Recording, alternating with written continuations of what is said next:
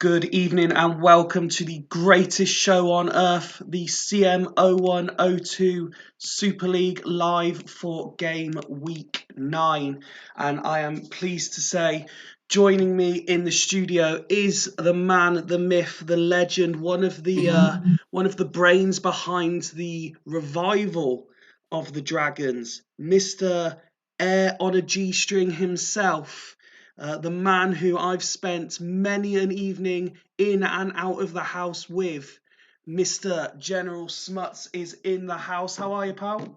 Hello, Poppet. Yeah, very well, lad. Very well. I'm glad you said in and out of the house and not somewhere else. Yeah, welcome to the greatest show on earth, as you said, where, 15 to 20 of us, 30 and 40-something broken little toys, repressing our childhood feelings of inadequacy and penile deference, meet twice a week to roll back the years, like Robin Williams playing Hook instead of Rufio playing Football Manager. Yeah, I'm glad to be here, mate.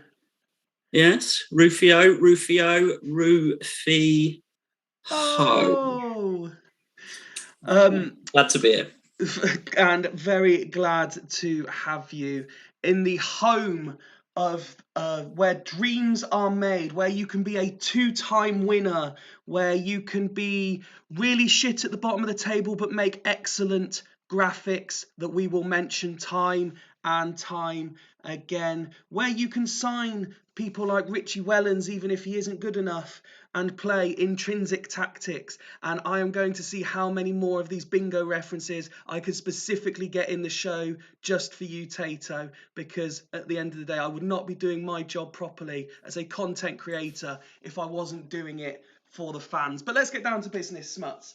And it would only be fitting to discuss the Dragons first. You took a fair amount of stick during your short stint as sort of caretaker stroke assistant at the back end of last season. Needless to say, the beginning of this campaign has been much better. You sit 1 point below the dotted line. What's changed? What's happened at Dragons HQ to allow this to happen?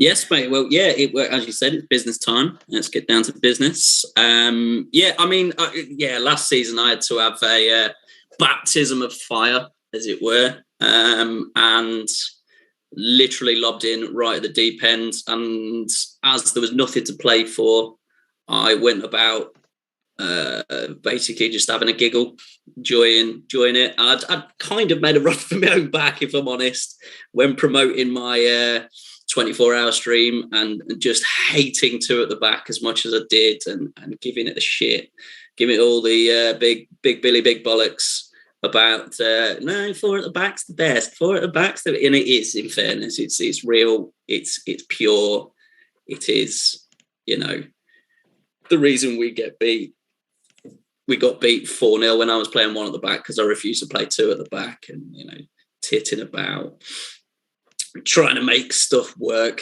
for a laugh. I did win one game with four at the back against the man, as you said, who does really well at graphics. So that was fun. But I think that was all I won by the end of the season. And to be honest, the only reason I jumped in was for Jamie. I know he was struggling at the time to have the time to really put into the Super League, which, having now been properly immersed in the Dragon's lore, at the Dragon's lair. Nice Harchester reference for the Dream there you Team go. fans Yeah, out there. I like that one. Yeah, and happy 50th birthday to Carl Fletcher for the other day. Indeed. It is something that takes a lot of time, and luckily over Christmas with my little rainbow baby, little JJ, has been born and has given me many sleepless nights already. So sort of from midnight to 8 a.m. I've had plenty of time just listening to a snoring child with a laptop on my thighs, desperately trying to work out sort of tactical tweaks and bits and pieces we could do for the Dragons. So the main sort of difference is A, I'm taking it seriously. B, Jamie's back involved to a much larger extent. And his experience will be crucial, I'm sure. 100%, mate. Yeah. He's I think he's the longest serving manager in the Super League, I believe. He is? Current, yeah, there we go. See, I have done my homework. And yeah, the mixture of what I would like to think is my footballing brain, as it were. But yeah, it's his experience, my naivety, and willingness to learn, I think, has made a big difference. Well, we've got some very, very exciting fixtures tonight. I know, obviously, we were discussing off air. You're particularly looking forward to table toppers. Let's say that again, table toppers. Dudley Hill entertaining Astor. That's the one that you picked out. I said that Burn versus Fulchester could be one hell of a battle. Now, obviously, we're aiming, Ghost Games permitting, to do Devil's Dragons last for yourself. Yeah. And to be honest, that doesn't really. It shouldn't really be the headline act. In fairness, there are 4 or 5 games in there with real storylines to it, where you look at and go, yeah, top of the table Dudley against somehow promotion chasing Astor, with Tato with just a terrible squad. Somehow he's doing a miracle job, isn't he? He really is. Yeah, he is. He is. Is that? There we go. You've got bottom of the table, sort of 2 teams that should be up there in the sort of promotion chase. A lot of people sort of promotion chase in the playoff places. A lot of people tip Boston and Gazelles to be up there, and to see them both down there at the bottom is just confusing. Well, almost as confusing as seeing Dudley right up the top there. So that's another one with a huge sort of storyline to it. As you said, Burn against Fulchester, the two of the 3, the big 3 sort of Super Leagues, equivalent to Man U and Man City up the top there.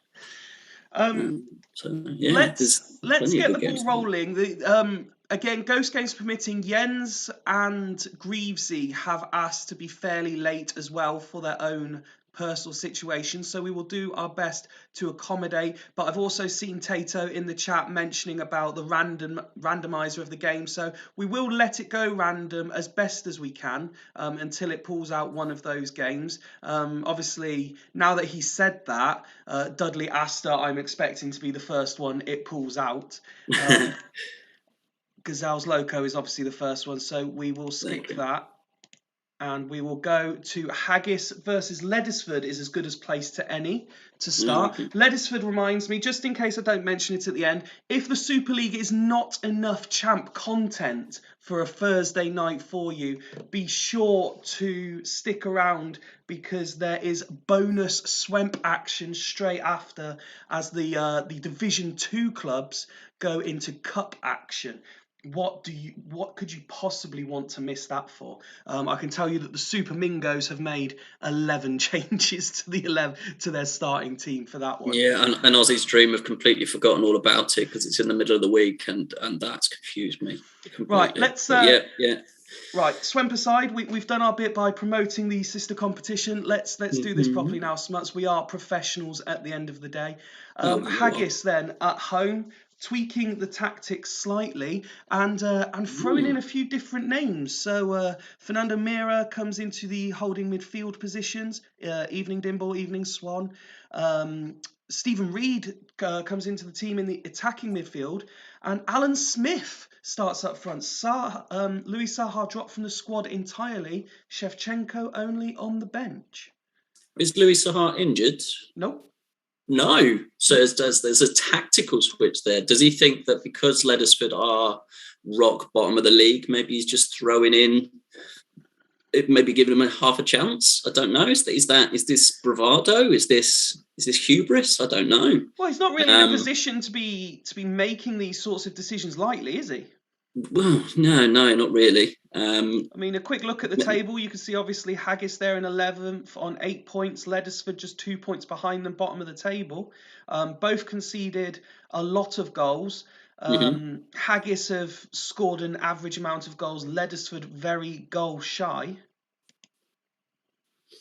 Yeah, so maybe he's just sort of giving some players a bit of a run out.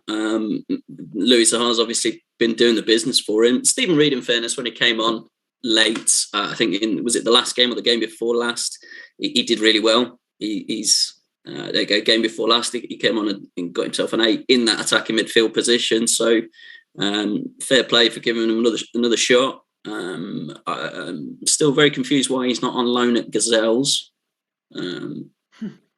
If I'm honest. For one of many reasons, being Ian's internet, probably, just to tick another box off, and B, because much like the situation at Dragons, nobody wants to go to Gazelles. Fair, yeah. I think Mark Kerr had an option to go to Gazelles, didn't he, recently, and didn't fancy it. So this is the Leddersford team. Sticking with the assistant manager, Mr. Savage's lineup from the week before last. Is that right? The tactics. There's a few changes in the background, but the shape remains the same. Although I am informed by Mr. Savage that this is firmly a horse 11. Some interesting choices. Wes Brown continues on the left side of defence, and with Kivu only on the bench, so Ekiog can return. Didier Agat returns in the attacking position that he has played a few times this season, with Petkov playing out at left wing back. Ambrosini should be captain. I know. Oh, right, okay. I clocked it because it was still on the bench. No problem at all. But just to tick off another box, I will consult and double check the lineup. Tater, how many boxes have I done in the opening 10 minutes? Am I doing all right? Okay, I was just about to say I haven't got the bingo card anywhere near me. I did hear you mention it, but I'm assuming Dan, being the king of the editor, is probably in there in the mix somewhere. But there you go. There we go. Agarth playing sort of further forward is one of those sort of editor specific decisions that I think that Dan's made there. I know a lot of people have been sort of calling for him out on the right hand side, where when you say a lot of people, you mean Ian Campbell. And if you remember the one time he did play out there, he was absolute dog shit. Yeah. Am I right in saying that Wes Brown threw in an absolute howler last week as well? No. So last. Oh no, was it? Did he have a really shit first half and then the second half he played really well? Well, I think that something along those lines. So if you remember, me and Ryan had both been championing that Wes Brown should be a starter in this team anyway. He finally got his chance to impress and rated an 8 last time out, despite the defeat to Astor. Fair play. Yeah, for a centre back, you're basically looking at if you're going full money ball on centre backs, you're looking at the three main sort of figures there that you want to look at is tackling, marking, and heading. Yeah, they're your big three. And out of 20, so out of a possible 60, I think Wes Brown there, I just briefly glanced at it, had maybe 55 easily, probably a bit more out of those three. Third one down top left. So you've got the 20 for tackling, 20. There you go. 20, 19, and 18. So you're losing 3. So you got 57 out of a possible 60. Yeah, it can't be bad. I was just showing the head-to-head record there, dead level between the two sides in this iteration of the Super League, which, as we'll come on to later, is not something that can be said about every fixture. So anything literally can happen. That was sly. I saw what you did there, because I know what's coming when you say that head-to-head record. Because the Dragons against Devils head-to-head record is fucking dog shit. Unless you're a former Devils manager or the current Devils manager. Yeah, exactly. Yeah. Well, let's hope welcome to the current Devils manager, Haji. There. Evening, Haji. Perfect timing as always. Although he's pointing out that positioning, pace, and strength are what he looks for. I would Let's I would have your suggest maybe pace is less likely to be a factor. Positioning certainly would be number 4 on that list, but pace, I think Paolo Maldini this season has been an absolute revelation. I would suggest at 53 that he is. He's probably not the quickest, but I would suggest he's probably got 20s all round for those 3 that I mentioned earlier, and probably positioning the strength as well. Well, in the hope of entertaining the masses tonight, I'm going to predict a Leicester versus Spurs style 3-2 win with drama and injury time. What's your prediction, please? I was going to take this seriously, but now you can go fuck yourself. I hope this is 0-0 and it's shit. And you have to listen to me make horrible sex jokes all the way through. Alf's gone 2-1 Haggis. Tato has gone 1-1. In fairness, Alf is the absolute master, not only of the mystery men, but of the prediction. And that's 1-0 straight away. Alan Smith, who is one of the men, and Alan Smith again. Just I tell you what, he's doing that might well be the Mr. mystery man that Alf has brought in, and that has worked an absolute treat straight away.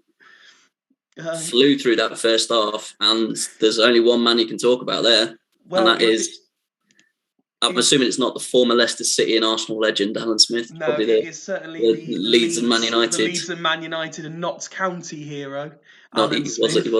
Yeah. Haggis go in 2-0 up. Alan Smith doing the damage, doing the shush sign and sticking a V sign up at his current manager, Mr. Campbell, for not playing him all season. And this is what happens when you do play him. I mean, there is a slight positive if you're one of the Leathersford boys, in that you have had 2 more shots this week than you did last week, and at least 50% of those have been on target. So that's up from 0%. That's good. Not winning the throw-ins again. That's going to be one that Dan, the editor man, is going to be very upset about. Yeah. Unsurprising to see Alan Smith absolutely smashing the ratings at halftime. Mira, the other man that's come in, is putting in a solid job. Cannot ask for more. Winning 3 out of 5 tackles, 2 of them being key. Fairly, although he's not doing much by the way of passing, what he is doing, he's completing quite well, and even his partner next to him doing a very, very similar job in Jens Jeremies. One of the signings of the season. That is probably the lowest amount of tackles he's made all season. And he's still got, a 66% tackles to wins ratio. Speaking of tackles, Hodgie has come back at you saying if he's tackling, he's already made a mistake. There you go. Yeah. Yeah, talking of tackle, Hodgie, thanks for that first ever message you sent to me, which was a picture of your cock, so I appreciated that. Although you did sign it SF at the end, so was it yours? Was it yours, Fifey? Who knows? Let's cat on the end of it, so it doesn't necessarily yours. You know? I'm sure no one would be surprised if you'd had more than one of those sorts of pictures signed SF in the time we've known each other. Let's have a look at Leathersford. And it's surprising to see a 5 for Alex. What is going on at Leathersford? Because they were so good last season, and now they've become, and I mean this with all the respect in the world, so average. Yeah. Such an average team this year. I don't know. I don't know is the honest answer. I mean, I'm looking at that Alex rating and I'm thinking he's the most involved player on that team. 17 passes, 12 of which are completed. It's not horrendous. Mike Savage just literally put in the chat himself. He's looking at all the lost tackles. Yeah, in fairness, that is. I mean, why is Taibbi making 6 tackles? But you look at it. I mean, he's completed 3 of 6. You look at the defensive-based players. Ekiog completed 1 of 4. Brown 1 of 3. Pasazoglu 2 of 6. Petkov 1 of 3. Ambrosini 2 of 8. Ambrosini 2 of 8 in his critical position. Yeah. And then you're looking again further forward. You know, is the press working at the top end? Ronaldinho 1 of 3. Agat, the actual defensive of the 3 players there, 1 of 4. It's just poor. I've not seen Dan yet in the chat, but Mr. Savage, if you're in charge of subs tonight, then by all means, let me know if you'd like to make any. Maybe that he's getting himself set up for swim straight away. But yes, no, that is. It's not crisis time yet. It's not.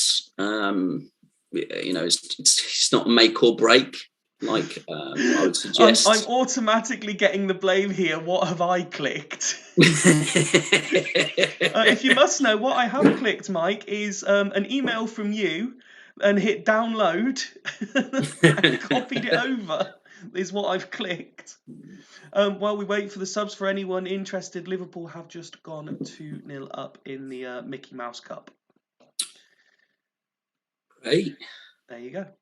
I'll give both managers, or manager and assistant manager, about 30 more seconds to confirm if they want to make any subs before we kick off. And there is, as I say that, there is Mr. Savage, a gat out for Nicky. Savage finding himself in the position that I do most weeks. His boss has gone missing. Mega Horse has disappeared. Mega Horse has made himself scarce. He's distanced himself from this result. Understandably so, yeah. Nothing has come through from Ian, so we're going to kick off. If I'm Ian, you're not changing anything anyway. You'd be daft to. It's been very yellow and blue at the start of this second half, but we've reached the hour mark without making an inroad into the deficit. And there is Ruud van Nistelrooy's first ever Ledesford goal, pulling one back. But Rosicky says no, well, that's enough of that, and regains the 2-goal advantage. Still, Ledesford come forward, but that second half flew by despite the goals. Absolutely, and it finishes rapid, yeah. Haggis Hunters 3, Ledesford 1. Ledesford were significantly better in the second half. Yes, much better. And after that second half, you could maybe feel a bit more aggrieved. The damage was done by Alan Smith. Yeah, damage was done by us. So it's still not winning the throw-ins. Really, really not winning them throw-ins. That's a good stat there from Stato himself, Mr. Swan, that Ledesford have had the least amount of shots this season. With 4 up front today, they have massively increased the turnover of shots on goal. Yep. Just seem to be a bit blunt in the attack. Well, let's have a look at the away side first as you're pulling up the stats. They did pull one back through Van Nistelrooy's first of the campaign for his new club. Mike's saying the damage was done by all those lost tackles. No idea what's going on there, he said. Taibbi continues to be probably their better and most consistent the only real player. Consistent in the team really at the moment. And despite conceding 3, he's still rating an 8. I know there was much excitement in the Ledesford camp to be able to bring back Ekiog into the fray, and he has outperformed his centre-back partner but hardly excelled. He's one of them players that does tend to, if we're going intrinsic like Dan may regularly do, he's one of those players that does regularly outperform his current ability. Wes Brown is one who does have a lot of potential ability, and because he's a man who starts with quite high ability anyway. So I would persist with Wes Brown if it was me, but Dan has shown on plenty of occasions last season he's a much better manager than me. So I would suggest, if I was looking at it, and this might seem controversial, I still believe there is room if you can get it right, and Dan is definitely the sort of guy who can get it right tactically. I still think there's room in the Super League for a 3 at the back, and if you've got Kivu, Ekiog and Brown as your 3, I think you could do quite well. I don't think you're wrong. We've spent quite a bit of time there looking at Ledesford. Let's have a look at the winners tonight. Alan Smith, unsurprisingly, getting man of. I mean, look at those ratings. I've not seen it. I can't remember Haggis team getting this. I mean, that's what 1, 2, 3, 4 players rating a 9. No one below a 7. Jeremy's unsurprisingly one of those, but Mira as well. We mentioned him a couple of times. He pulled out a solid performance. Yeah, I mean, if we said before the game, maybe Haggis, had seen that that led us sort of struggling and sort of thought this was 3 points before it started. Rested Shevchenko, he's rested Louis Saha. Routine, very much a routine win there. Them ratings are sensational. The question now is, Ian's made it quite clear Saha and Shevchenko are his men. You can't drop Smith now, surely, after that. Depends who they're playing next week. They will be playing Asta. Who played 3 up front? Yeah, to be honest, stick with the form players against a team who basically run with their form players every week. I'd be keeping as is. Well, congratulations. We changed up our formation once this season after winning, and we drew against Gazelles, and was one of our poorer performances of the season. So, yeah, it's some of the co-commentators have said on here that it's knowing when to change up. Yeah, and I think for Haggis to take it to that next level, which after getting rid of Patrick Vieira and bringing in lots of other quality pieces to compensate for that, to take himself to that next level, knowing when to change to the right formation at the right time is going to be the next part of the sort of the equation for him. I have just seen Jens and Rob are both in the chat now, so if you wanted to get that game ahead of schedule, I have seen them both as well, but I'm quite happy after the interesting start Haggis have made to go straight in with the blockbuster that we have on the screen, Northern Burn versus Fulchester. Look at that. I mean, equal records virtually, to the point that they've scored and conceded the same in this iteration. We are talking third versus fourth on the same points going into the game, conceded the same amount of goals this season. Only one goal difference. Goal different between them. I mean, calling this one, I don't envy you at all. Let's have a look at the host. I would also point out that there is 0 goals difference between ourselves and Fulchester, and 1 goal difference between ourselves and Northern Burn as well in the Dragons. Northern Burn make 1 change for this. Lizarazu comes in for Jorgatos. Is he injured? No, it's a tactical switch. Tactical switch from Ian. He did not like not winning 2 games in a row, did he? To be fair,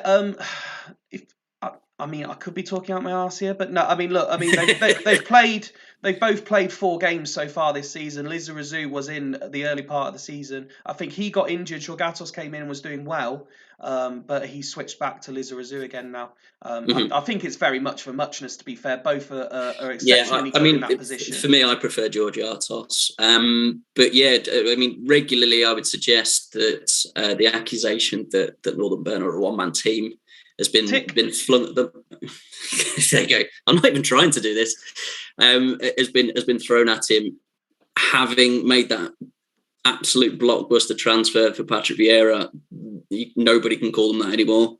They're the minimum a 2-man team, but there is quality all the way across that team, and it's Ian's longevity and ability to win the 1-0, 2-1.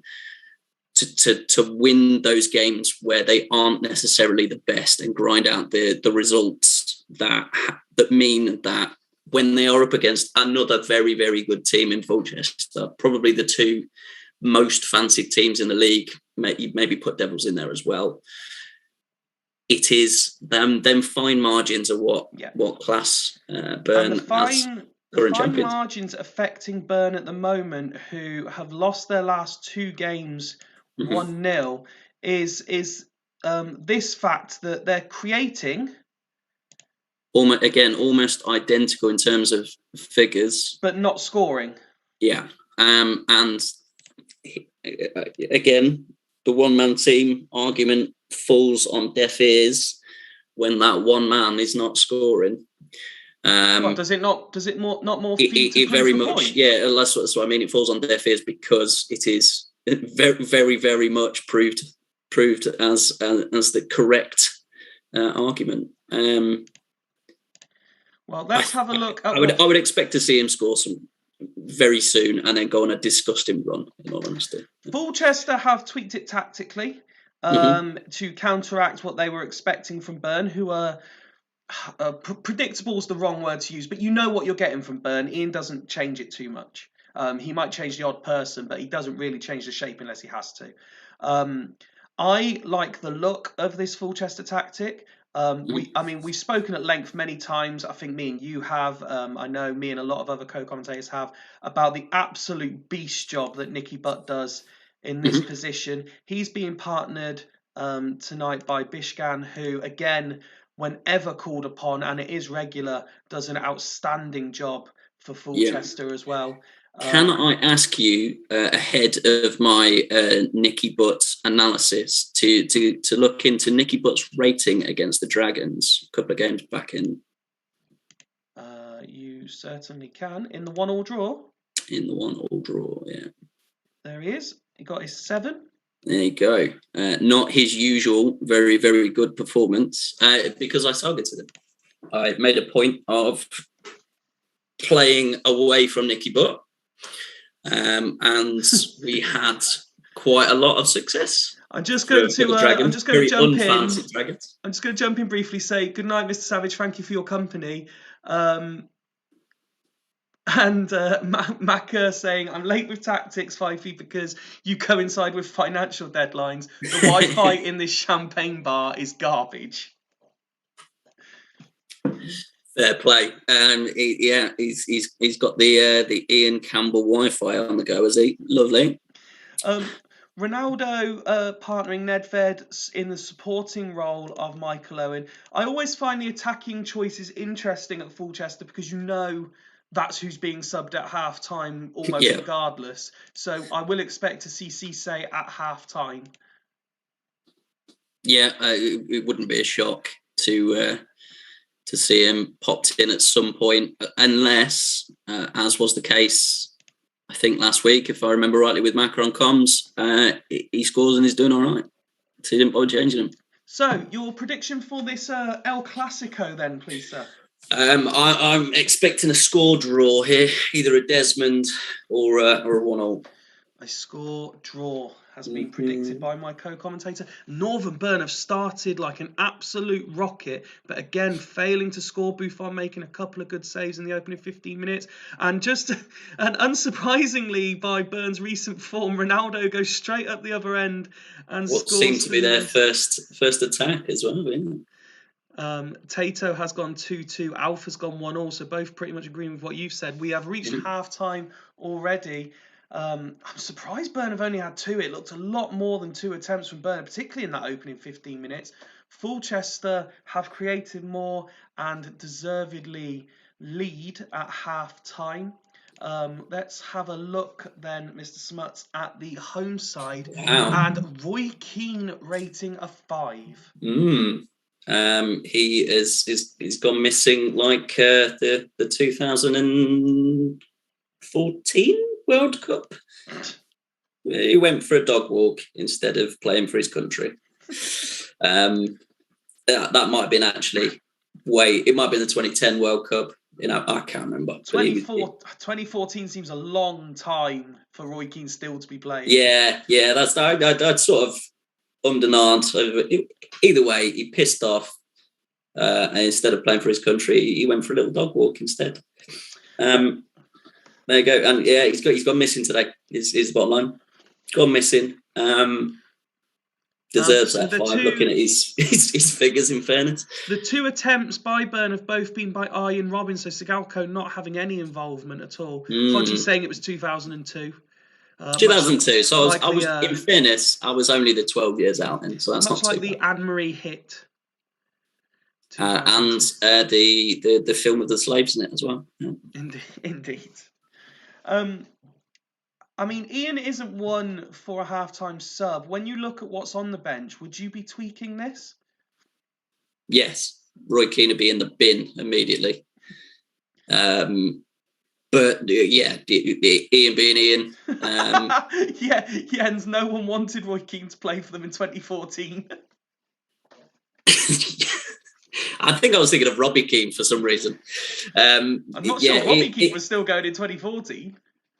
Robbie Keane was still going last year. I swear, pretty sure. Yeah, no, I mean, for me, yeah, Roy Keane will be coming straight off here, but you're right. Ian doesn't make subs, does he? He's picked his 11. Let's have a look then at the Fulchester side currently leading. And again, I can probably, as we said earlier, we can probably predict what they're going to do as well. Michael Owen on a 6. Well done, Michael. He's 13. He's only on a 6. Oh, so while Macca has a chance to review his stats, Ian is making a sub. Keane off for Lopez. Wow. And swap with Totti. Yeah, I was surprised not to see Gustavo Lopez start, in fairness. He has been very, very good so far. Cannavaro takes the captain's armband, not Vieira. Mm-hmm. And I'd say one thing that Mr. Campbell brought up a couple of weeks back, or last week even, wherever the fuck it was. I don't know. Is this when he was on comms? Time is complete. Yeah, when he was on comms. Time is completely irrelevant. Now I've been up most of the night with JJ. He mentioned that if he were in charge of that Burn team, he would give Sigalko a rest. Yeah. And if he doesn't score again, he's changed his captain as well there. If he doesn't score again in this second half, I think even the few tactical tweaks that Burn make. Did you change the captain to Cannavaro? I did. You did, cool. I think even he might consider actually dropping Sigalko for a game. Well, it's roles reversed because Fulchester are the team. Despite us saying it was obvious Michael Owen was coming off, they went without making sub, and it's the sub Gustavo Lopez who has equalised. What did I say about fine margins earlier? That small tactical tweak, seeing that Roy Keane just wasn't playing well, he'd gone missing. Give yourself a bit more of an attacking option, and there's you go. Michael Owen with a jinky run but failing score. Sigalko failing. Oh, it's a red card for Butt. This could be huge. Absolutely huge as Nicky Butt is sent off on 74 minutes. Are you expecting Bishgan to play it on his own, or is one of the attacking midfielders? I would probably sacrifice Michael Owen. But I'd sacrifice Veron here for Prutton and drop Nedved back, but I can also see the value in just pushing Biscan across into the middle and cracking on and hoping to sort of push for the winner. Macca is pragmatic enough to drop one of the AMs. Biscan Central. Oh no, he's gone Biscan Central. He's going for, and a lot of respect for Macca. He is going for this. I think he might have been in the champagne bar a little bit too long, potentially, to have... Knowing that Burn are not in great form. And here they come. It is Michael Owen on the half volley, but it goes wide. Toldo takes it too quickly. Michael Owen wins the ball. And Ronaldo gigs, but it's just inches wide. It's all Fulchester at the moment, despite having a man less. And Giggs, Ronaldo. And it's parried, but skipper Cannavaro clears the ball. Throw into Fulchester. And it's still Michael Owen again. And there is the goal for Michael Owen. 10-man Fulchester regain the lead. Surely the goal, says the text commentary. And is that enough to wake Northern Burn up? It's Sigalko. Oh, speculative effort, but it goes wide. Macca says they'll lose 2-1 as they're winning 2-1. 3 minutes being added on. And here comes Robin. Still Robin floats it in. Sigalko scores! His first of the season in injury time. Fine margins. And there is the full-time whistle. It has finished Northern Burn 2. You said it'd be a Desmond. It's finished Northern Burn 2. I said score draw, yeah. 10-man Fulchester 2, and we have had drama. We've had a red card, Michael Owen scoring late despite calls from the studio for him to be taken off, and the much maligned Sigalko scoring an injury time equaliser. Chance of agenda from the Champagne C-suite. Rob Marshall saying great stuff, and Tato with just a generic oof. Even game, so a draw was probably fair. We said before the sort of the game started to kick off that there are a lot of sort of storylines available here, and Northern Burn going full Spurs and getting a last minute goal. I feel your pain, Macca. I really do. You'd have taken it before the game. I think both teams would have taken it before the game. In all honesty, let's not forget the records going into it were everything was virtually identical, which is why I looked at it and went, "Oh, yeah, probably a score draw." I wish I was as good at predicting results on air as I was with when I send it over to Swanee, because I'm almost just certain. Pointed out in the chat that Ian Campbell actually predicted 2-2. There you go. And I almost certainly did not. Macca saying 0 worries in the boardroom. Gustavo Lopez coming off the bench, having a significant impact. Patrick Vieira picking up man of the match for his performance. With the exception of Roy Keane's first half, and Hoffland having a surprisingly poor game by his standards. It's a solid captain's armband there looked like a bit of a poison chalice. The two players who were captain were the worst two players for Northern Burn. Absolutely. But the managers are paid to make these decisions, and I think on reflection, Ian will be quite content with the draw and very happy that his tactical tweak is what's earned him that with the Gustavo Lopez goal. Yeah, very much so. That is the 2-2 draw, and this counts for both of them. That's the 2-2 draw of two very, very good teams there that either could have lost that quite easily. I think Sigalko's kept his place for next week. Mm-hmm. Fair play. Yeah. Entertaining as always. Veron having a surprisingly quiet game by his standards, clearly struggling in the midfield, particularly I would imagine after his protector Nicky Butt left the pitch, who had been having a good game up to that point. Michael Owen's rating goes up after scoring his goal. Ronaldo and Nedved working well in tandem behind him, getting involved, both passing. They both had shots. Ronaldo obviously getting his goal, 3 on target out of 3.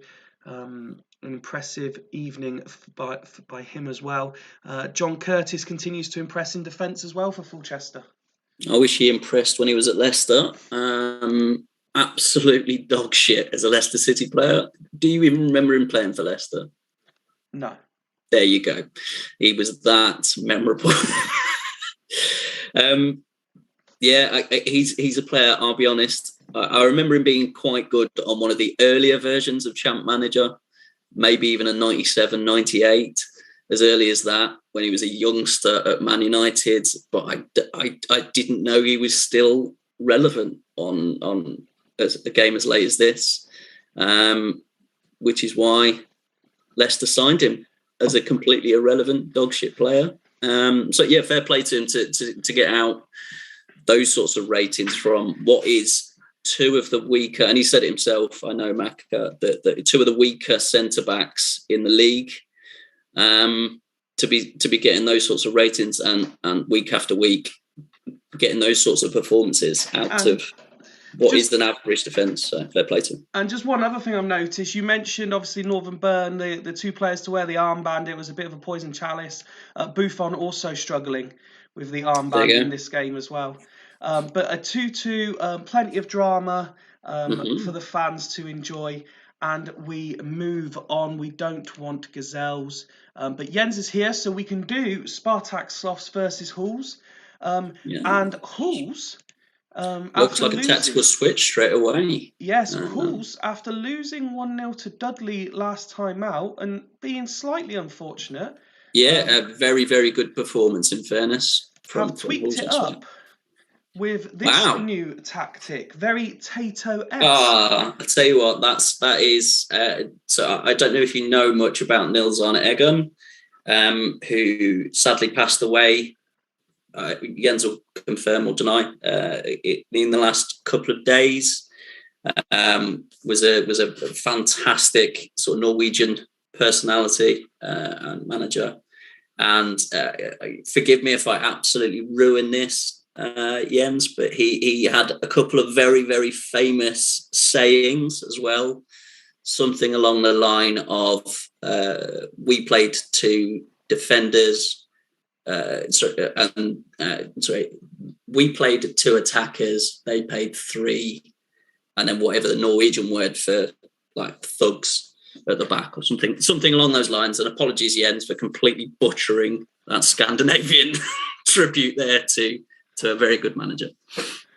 So interesting. Viduka obviously back after being ineligible against his parent club. He's partnered by Crespo with Hersey in support. And an interesting call-up for Louis Zhao on the bench after Halls were rocked this week by Gerard having the 3-month-long injury. So he has been replaced in the first team squad. I mean, for me, that has maybe given Jens the there you go, the greatest in Norwegian football ever. There we go. That's I do have some sort of footballing knowledge, so I'm proud of that. There we go. It might hopefully have given Jens the impetus to have changed things up a little bit. I like that he's maybe tried something different. He's gone a bit asymmetric.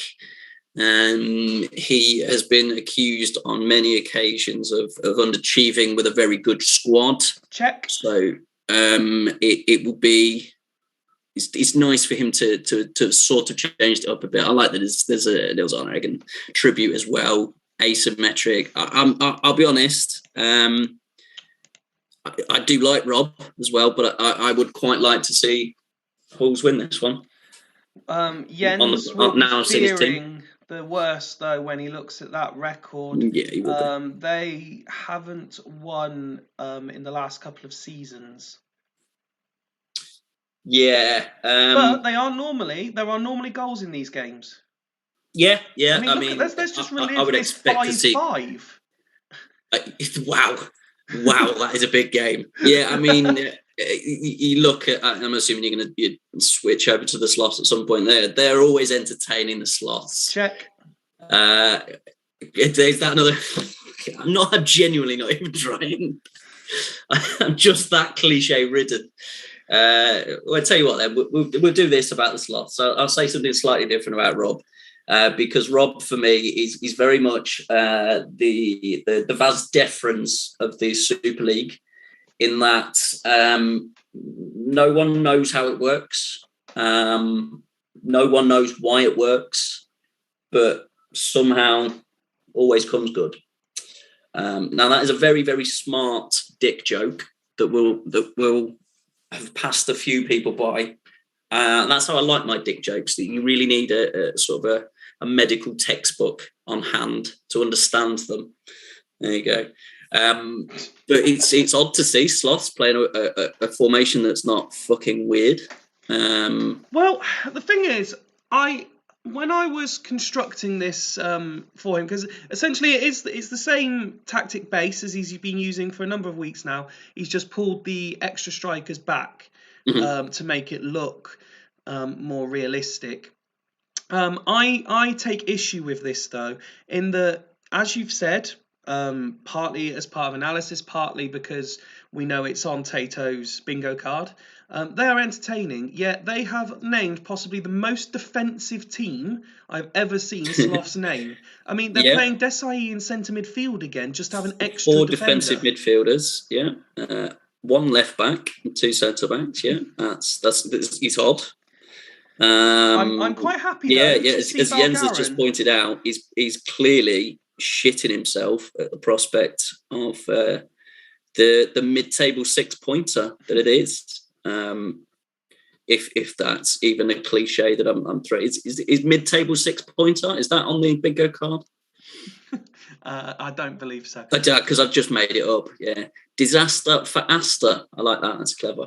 So yeah, Valgarin makes his first appearance of the season, partnering Materazzi in defence. D'Alessandro comes in as well after missing out. He partners Raul in attacking midfield. Super League legend Matt Holland continues his good run of form, and we'll be looking. Yeah, I mean, right defensive midfielder is one of those positions that he's a B&M Kieran Dyer. Pretty much, yeah, and it's one of those positions where some very average in real life players can play very well there.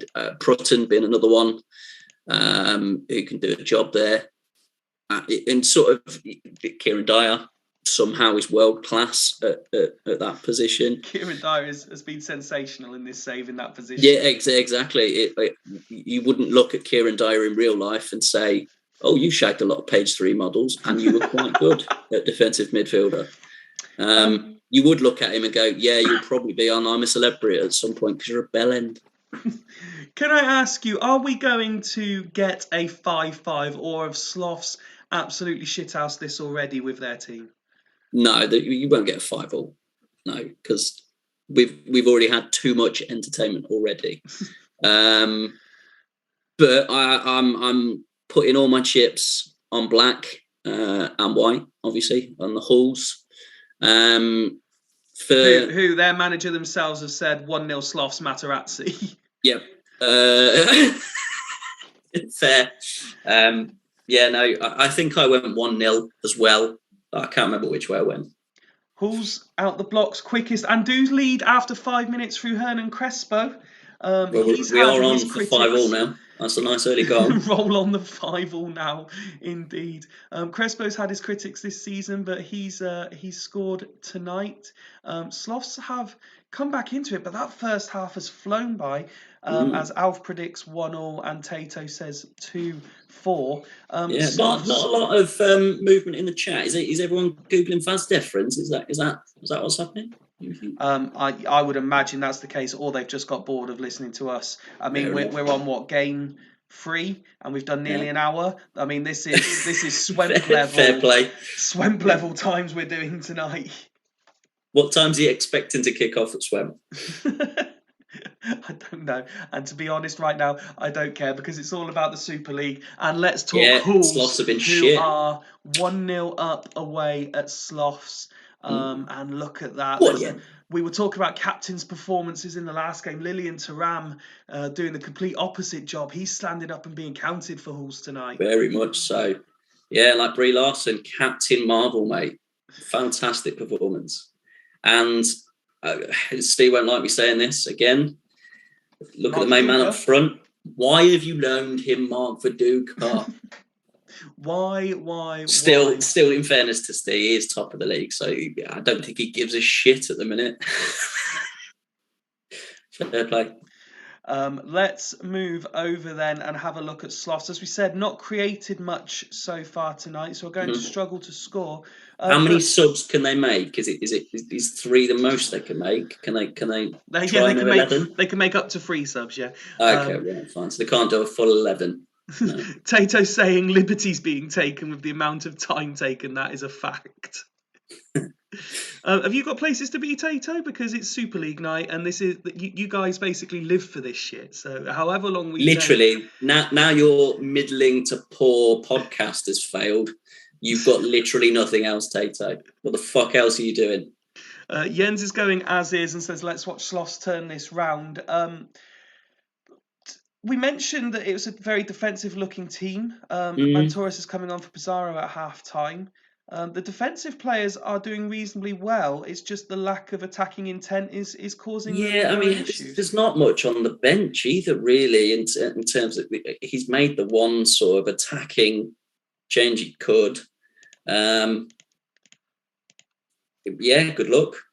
Well, let's kick off the second half. Considering we called him entertaining, this is the most dull slot I've ever been. So, an early yellow card was handed out. It's very Sloths dominant this first 10 minutes. Yeah, you'd have expected so. Yellow card awarded. Rob Marshall, by the way, the only man who the RSPCA has been called for 2 toy donkeys. And it's a substitute who scores in this game as another well. tactical masterpiece. And Hershey beats his man but fails to convert the opportunity as we've got 5 minutes plus injury time to go. Hershey coming forward and Viduka, Crespo, all the names Jens will want to see but failing to score. Materazzi trips. I think that was Turan. 3 minutes being added on. And Big here come the style. home side again. Free kick awarded, D'Alessandro to take. You can almost hear Jens's Norwegian arsehole pucker from here. And Raul and D'Alessandro, Simeone picks it up, evading the challenge, body checked by Viduka. And Raul now, if they take... Why is Materazzi on free kicks? Raul continues his run, gets to the byline. Candea clears. And maybe one last chance as Nigmatulin gets them rolling again. Holland moving forward, floats it through. Babayaro retains possession, but there is the full-time whistle. And it finishes... Yeah, tale of two halves, that one. Spartak, Sloth. Yeah, Sloth. There is no way. The dog shit. There is absolutely no way they've only created one opportunity in that second half. There is no way they have created one chance. All that text. Yeah, it must have just been playing tiki-taka in the middle of the park. Yeah, just two little donkeys playing football in the middle. Summing it up in the chat with a simple 4-letter word. Wank. Yeah.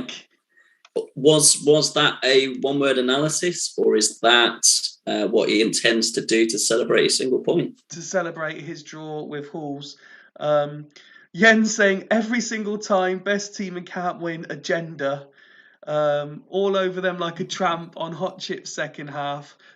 I think he means the stats lie, not the state lie. Although I'm sure in Australia the state do lie as much as they do in the United Kingdom and in most other countries around the world. I think Jens there might be like a teenage virgin's hymen at Jeffrey Epstein's island there. I think it might be broken. Steve agreeing with my analysis. Them stats weren't what he's just watched. Yeah.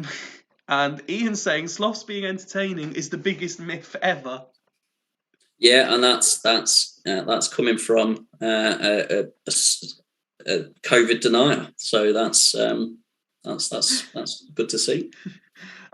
In fairness to Sloths, when you look at the individual player performances, it's not been bad for them by any stretch. All of those passes were to each other in the middle of the pitch. Like, how is Yus Falgara and Marco Materazzi got almost 100 passes between them, all of which are... Well, let's not exaggerate. 85. All right, that's 15 less than 100. Add in Matthew Holland at right backs. There's over 100. They're not the players you want in your team to be doing lots of passes. Yes, but this was the point I was making. In my opinion, he'd gone too defensive because, fairness, Simeone and Desai are not the players you want making those passes either. No, not at all. I mean, you want Ruslan Nigmatulin shooting from the halfway line. I mean, let's be fair. Desai's made virtually the same amount of passes and pass completion as D'Alessandro. That should not be the case. No, not at all. And it certainly shouldn't be half as many as both of your centre-backs. Absolutely not. Let's have a look at Halls, who their manager said, let's make no mistake, Sloths deserve nothing tonight. We can't do anything more than this to win games. Absolutely. I think he means absolutely dominant. You can score one more goal. That would have done you more. Lilian Thuram putting in a skipper's performance, as we said at halftime, getting man of the match. Mm-hmm. I mentioned it. I think it was Vogel go missing. That's an odd one. I mentioned it. I think it was in the last episode. It might have been the one before. Candea's recent form. I mean, that's now a 10, a 9, and an 8 in his last 3 games. He's performing very well at the minute for Halls. Mm-hmm. Yeah, very much so. He's one of them players that you'd never consider really signing on home saves because he's getting on a bit, and he's probably too expensive for what you're getting from him. But he's the perfect Super League player because you're going to get those very, very high, very good ratings. Yeah. So unfortunate for Halls, but congrats to Sloths on their late equaliser. Yeah, unlucky, yes. We don't want Devils Dragons next. It's Gazelles play Loco, don't they? So let's move on to Bostock versus Churchtown, a game that, again, I think has significant potential. Churchtown keeping the narrow and making one change. Tomasi moves central with Mild being out, Davis coming in. Everything else remains the same. Last time out, you remember, they beat Devils 2-1 at home, and I would say deservedly so when you look at the match stats. Probably the best performance of the season so far of any team. Just notice there that John Terry also, who went off in that game, has shrugged off his injury in time to play tonight. Fair play, probably a groin strain. Left early, sort of around about half time, because Magnus Hedman's missus was unattended. I know that you're very much in the Team Dimble camp in terms of. I also love the narrow formation as well. It is one that I play a lot on home saves now that I am a 2 at the back twat. And yeah, the guy you've got on there, Hussein in the membrane there, has really done very well coming in. For me, I cannot fathom why Rocky Santa Cruz, who should at this point in a save be the best player on the game, doesn't get a look in. I certainly tried to take him at Dragons, but we didn't really need another striker with Clivert there. And then we brought in Morientes instead. It would be remiss before we move on to not discuss Oliver Kahn, obviously Dragons hero.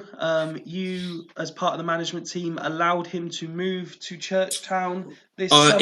In fact, I engineered the move a little bit for Dimble, if I'm not misremembering incorrectly. Dimble that's a double negative. Misremembering incorrectly. Misremembering correct. I don't fucking know. Either way, there are a couple of teachers in the Super League community who will go mad at that double negative grammar that you've done there. Yeah, as the son of an English teacher, I think I'm gonna get a finger wagged down from above for that one as well. He mentioned he was looking for a goalkeeper. Even after Hedman had done so well, and I pointed out that Oliver Kahn is just not going to get a look in at ours, and at the start of the game he is the best goalkeeper on the game, without a doubt, hands down. You're not going to get a better goalkeeper than Oliver Kahn day one, game one, as of a champ manager save. So, and his stats have not dropped at all, so fair play for Dimble to take the jump, and it's paid off handsomely. As I tick over to Bostock Stanley, the manager of the hosts this evening has just called out one of the statements you've made in the chat by saying Roque Santa Cruz has never been the best player on any game ever. Absurd statement, and then followed it up with Q Roque Santa Cruz winner incoming.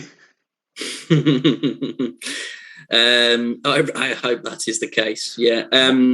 Bostock Stanley. One change obviously for Bostock tonight. Gonzalez comes in place of I can't remember. Robbie Keane. Yeah, Bostock Stanley have, and Scott in particular, has been the source of some salacious gossip today that you wouldn't have been privy to. I'll be honest, 5 feet in the AFCON group chat, a certain former chairman who will not be named. Did he win 2 titles? He didn't win 2 titles, but he is of a Scandinavian. I might know who you're talking about. Has ruthlessly pointed out that in and around the Yorkshire area, there may be a copy of a save available to the current Bostock Stanley manager, and that may be the reason that such a mid-table manager with a mid-table squad manages to drag himself to mid-table every season. I'm not one for idle chit-chat and gossip, but, I'm just giving the people what they want. Fight the power. Well, before any more aspersions are cast, let's discuss the 11 put out tonight. I mean, what can we say about this team, really? I mean, you've described it as a mid-table squad. I'd have to disagree. I mean, Zé Roberto and I know Cafu's getting on a bit. Yeah, in fairness, yeah, you're right. I know he's getting on a bit now, but in terms of wing-backs, they were top of the table for 20 games last season and then finished where? 5th? 6th? Live and Welsh are, stats-wise, developed unbelievably well. Look superb. Bowyer, centre midfield, as good as, in my opinion, as good as Live and Welsh. I played with Ashley Live. He's dog shit. He must be good in fewer games than Chewy. John Welsh is one of those players who gets transferred to a big team every game on a home save, but he's average every single game. Yeah, Zé Roberto and Cafu, very good. Bowyer, very good. Somebody who may have been named in your little monologue there is suggesting that it's not entirely factual what you've just told the watching public. All right, fair enough. Yeah, I mean, yeah. Speaking of chairman, about 5 or 6 of us were also in that chat, but it's fair enough. Fair enough, Martin. All right. Speaking of chairman, here comes another one. Yeah, the two attacking midfielders there are average at the very best. I would say if you're looking at it on paper, I would agree. That's where, for me, that's your weak link. That looks the weak link. But what I will say with the asterisks here, Carlos Jacques in particular is very much, there are certain players, Andre's another one, Carlos Jacques is one, he's very much a Scott player. I mean, 2 goals in 6 appearances, in 6 starts, is decent for players at this stage of season. As much as on paper they look to be the weak links, Scott knows how to play these players. And so therefore I don't see it that way. I mean, he is getting numbers out of Anelka that nobody has got in the Super League. Almost as if he's got a copy of the save and he knows that he's one of the best players. I'm only joking. I couldn't give a fuck either way. Yeah, he's doing well, and I will take absolute delight at the end of the season if Scott is somehow lower than if Bostock Standard do finish lower than the Dragons. I will take great delight in accepting his resignation. Last time out, they beat. Not that it's going to happen. He did very well last time out. Yeah, very, very well. Yeah. What is your prediction for this one then, please, sir? I mean, I think I've gone for a Stanley 1-0 win. Standard Stanley 1-0 win. Standard 1-0 win. Churchtown in their shit brown away kit. I'm a fan of it. I'm a fan of that. Oh no, I'm describing it as shit brown as the colour, not that I don't like it. Not the quality. Not the quality at all. Stanic has picked up an injury just after the half-hour mark as Tato predicts 2-0 to the home side. You know what this means? This means that Santa Cruz is coming on. Santa Cruz is coming to town. And I imagine possibly swapping places with Agahauer so that he's making the forward run as well. Yeah, potentially. To be fair, he might even put Petrov there, as I know Dan has made a point to Dimble at some point.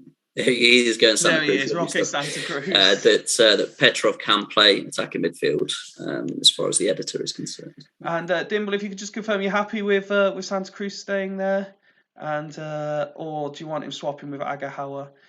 Martin saying poo and Powerade kit. And now Scott has gone purely on the defensive against your accusations. Fucking hell. I thought Duggan had a glass chin. Jesus, Scott. Fucking hell. Dimble's saying it would have been RSG Santa Cruz left, yes. He's saying it would have been Petrov. There you go, yeah, pretty much, yes. There you go. We carry on just put on 37 minutes, still 0-0 with Santa Cruz now on the pitch. And there is Santa Cruz. Oh, but it doesn't go. And it's all Churchtown towards the end of the half. And almost against the run of play, Anelka scores to give the home side the lead. Look at that. That is not Bostock numbers at all. Churchtown certainly do a number on their host, but it is the home side that lead. Let's have I have to point out Tater there saying that's exactly what somebody who does have a Super League save would say. Good point. And Jens now trying to deflect attention by asking Ryan what he's done in the editor. No matter how good Hulls are, they can't win. Anyway, let's talk about the game currently, and whether or not you agree with whatever methods the Bostock manager is using. They are winning despite not some sort of witchcraft. Looking at the fucking one shot, one on target, one goal match stats. Yeah, I mean there are a few players that we picked out ahead of time that are not doing very well. My old teammate, Mr. Lythe, being one of them. But yeah, I'd be very surprised if there was any changes for Scott there. No, Scott already going in with no change. Dimble, who has... Oh, there's Mega Horse. Good evening, sir. We have been plugging Swemp for you throughout the evening, so I hope it's all prepared now that you've had a good solid sleep. If I'm honest and unbiased, I wouldn't rush to go and watch your game. Mr. Savage was an able deputy for you, and he left straight after. He was not watching anymore. Churchtown, unfortunate to find themselves behind. It's the worst rating of the season for Oliver Kahn after I pointed him out as well.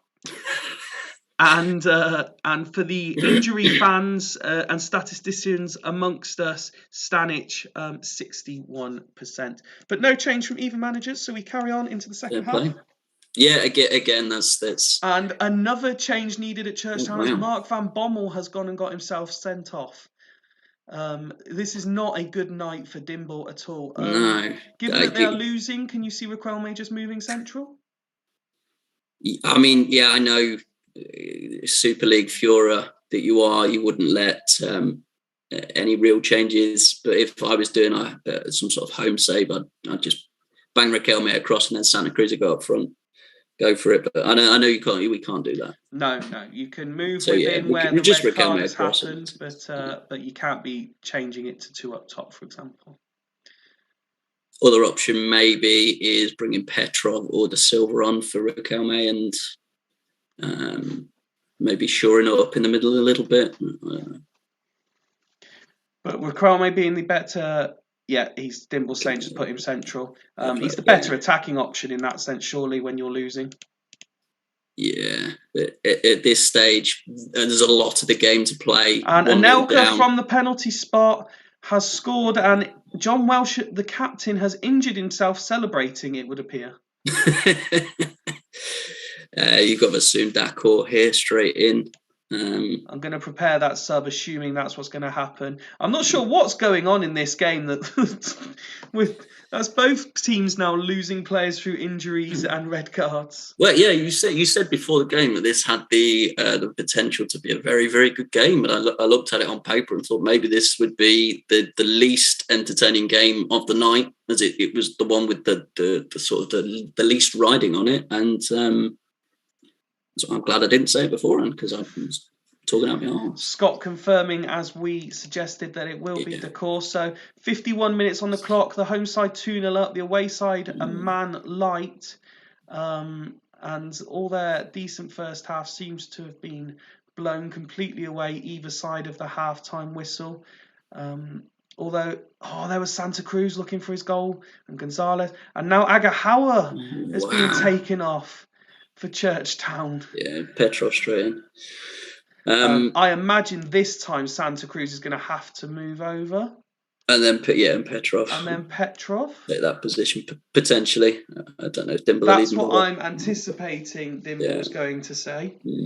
But that's now 3 players from his starting 11 no longer on the pitch. And all potentially missing next week as well, when I'm assuming it's not us playing him. So you're suggesting this is likely to be good news for Spartak Sloths. The entertaining Spartak Sloths. Dimble, again, we're doing good at these subs tonight, mate, because he's confirmed Petrov and then swapped them round. Indeed. So just over the hour mark now, Churchtown, almost none of their starting 11 still on the pitch, but they are 2-0 down. Now into 70 minutes. There's no point at this stage, it would appear, slowing it down. No, I think quietly Bostock Stanley have sort of gone about the business today of winning the game. Moving now into the final 10 minutes. I was actually playing this bingo game. I'd forgotten all about it. Tato, can you just let me know, other than the fact I've not mentioned my cat yet? Oh, Anelka's got his hat trick. There we go. Tick, by the way, for the cat, now that I've mentioned him. Is there any that we've not mentioned on the bingo card, please? As the full-time whistle goes, in what was it was the Anelka show, really. Very much a routine. 3-0. I mean, let's start with Anelka. I mentioned him at the start.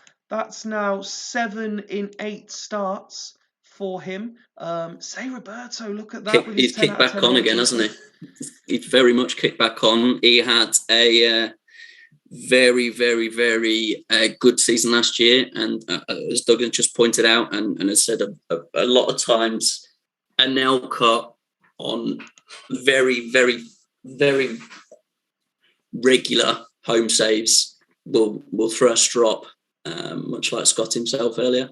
And just down tools and whatever Scotty's doing is very much working. Fair play. Absolutely.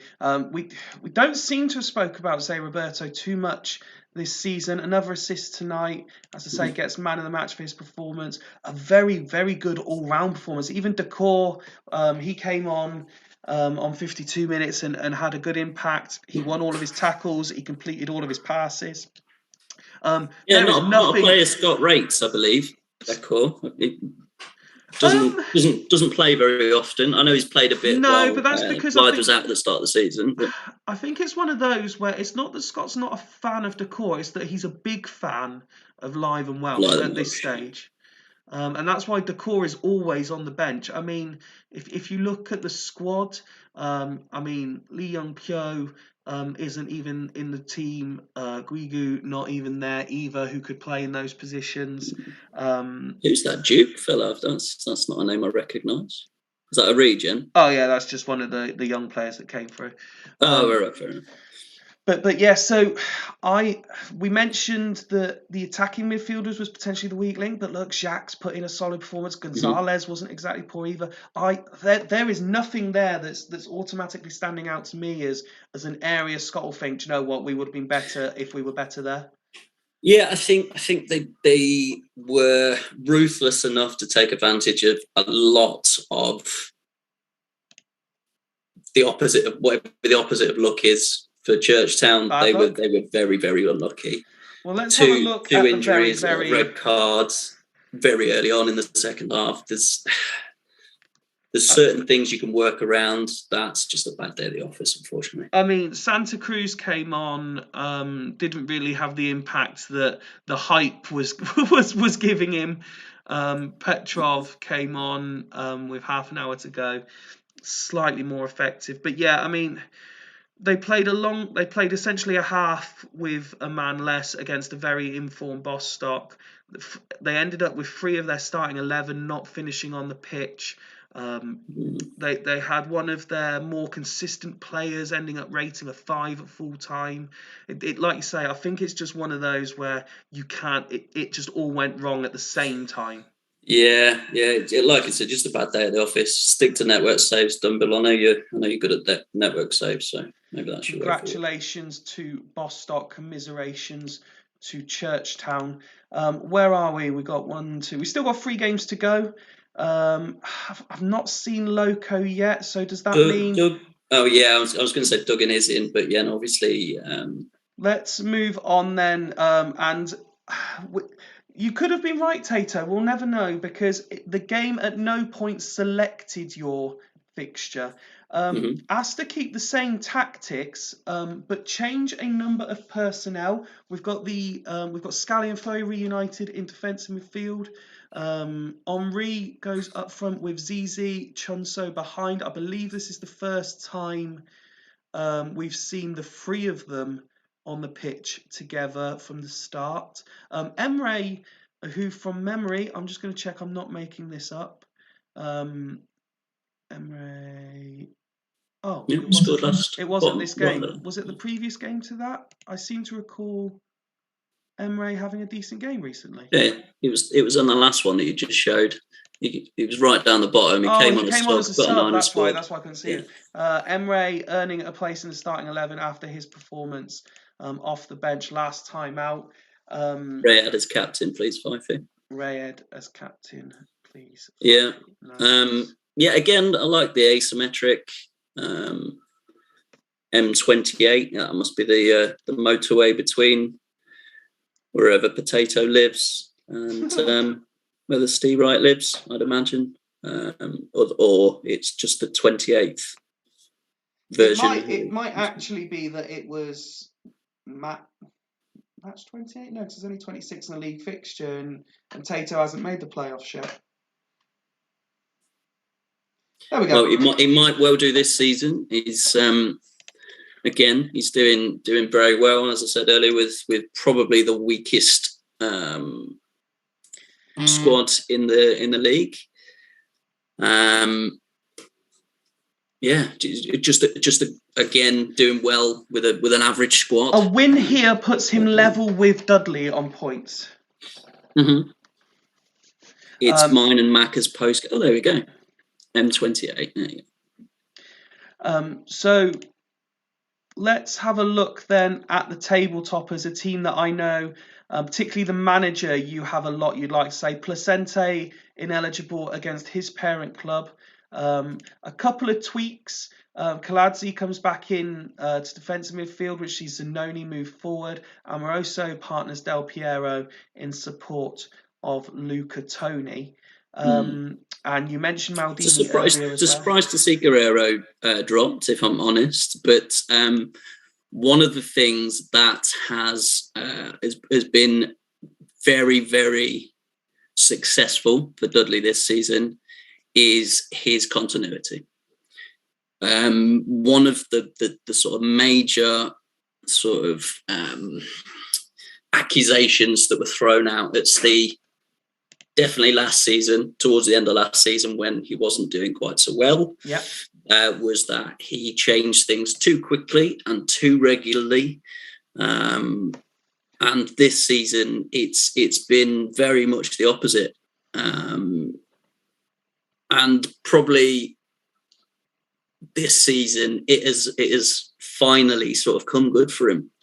And if the Dragons don't win it, this is the team I want to win. I mean, I can see Tato there calling him the People's Champ. Are we saying very that Dudley this year are kind of what Burn were last year, where everyone was saying, do you know what, it's about time Ian won it, we'd be quite happy for Ian to win it? No. I think Burn are very much the pantomime villains, especially no, but after they weren't Vieira transfer. Last year, I'd have still said they were. So I think you'll find a lot of these things is people are... There are certain characters within the managers who people are quite happy for them to win it, but then as soon as they win it, they don't want them to win it again. Yeah, no, I think Ian should have won it already, certainly with the squad he's got, and it was probably about time he won it. But I think there are managers probably ahead of it. I think no one would have begrudged Macca winning it last season either. Having won the league itself, obviously it didn't quite work out in the playoffs. I think Steers is the nicest human being alive, and I don't know anybody who doesn't want him to succeed. We've got a ghost game. After all that build-up, we got the ghost game. Let's Greavesy. Fantastic. That was bound to happen. We've waited as late as I think we can for Loco, so let's go to. I've had my chance though now, Smuts. I'm the enemy of the state, says Macca. Yeah, I think probably all that C-suite nonsense is sort of, and certainly taking on two-time Tony into your backroom staff. I think, yeah, you've as you called out yourself, I think end of last week, you've sort of put yourself on that pedestal. You're very much like the Spurs of the of what would have been the Super League. You sort of went, oh yeah, no, we're good too, because we've got a good squad. We never won anything, but we're really good, and we would love to be in that big boy league. If I may, bring attention back onto the live action. Mm-hmm. Another team who have a good squad that haven't won anything are the Gazelles, who I've been contemplating this now for a couple of game weeks, and I understand the situation they find themselves in. I really do. But is there a poetic irony that Stee keeps his tactics consistent and is doing well, and the man who probably called him out most for keep changing his tactics is struggling with a decent squad because he keeps changing his tactics? I'm loath to give Duggan too much stick, because I think he's in a strop with me at the minute. But I will suggest that he has had a struggle to keep his preferred front three on the pitch together in Vieri, Collins and Tomadera, who, in fairness, has very much available, and Madeira's not even in the squad. Yeah, and so obviously we played them. If not last game, the game before that. So I did my homework and looked into the Gazelles, and they have played more or less the same 11, 12, 13 players every single game in every single squad. So I think he knows who he wants to be playing. He just hasn't found the right formation to get them in. He's clearly...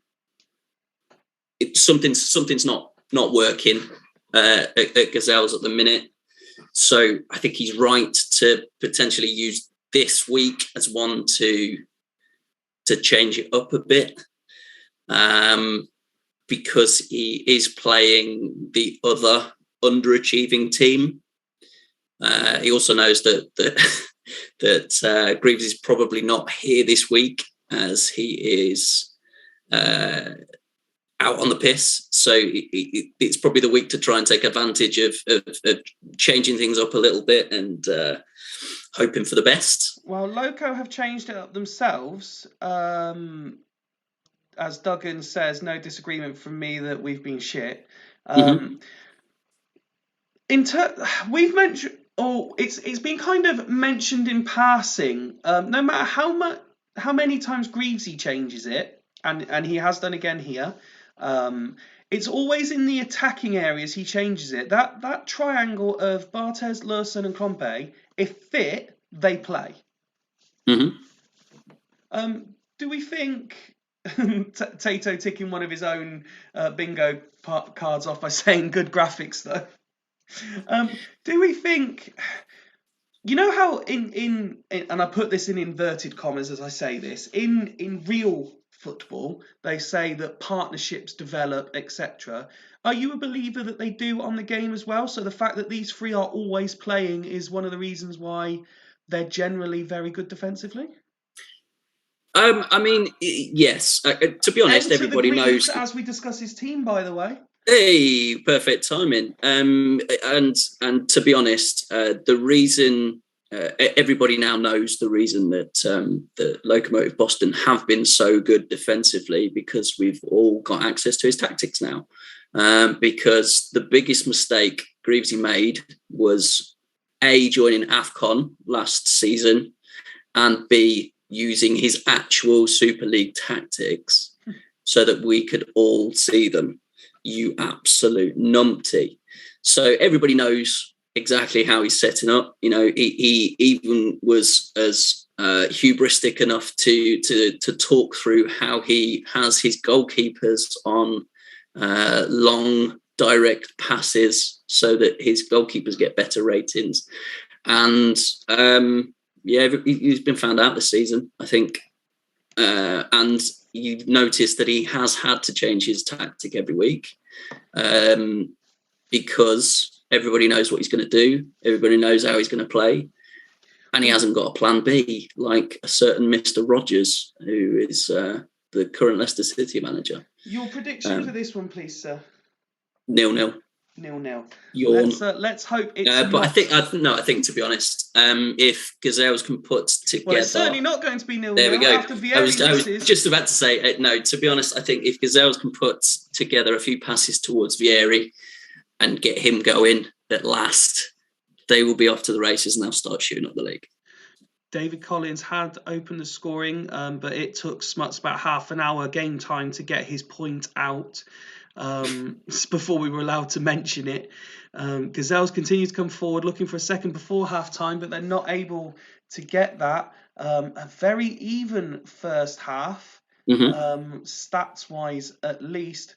But and as has been the case all season, and something we spoke about off air, maybe, I think, Gazelles were taking their chances. What few chances they have, they are taking them. Even with Christian Vieri, their big signing of the summer. Forgive me if I've missed one. I don't think he's scored yet this season, has he? Potentially. Yeah, Vieri's got 2 so far this year. Oh, has he? Right, there you go. That shows what I fucking know.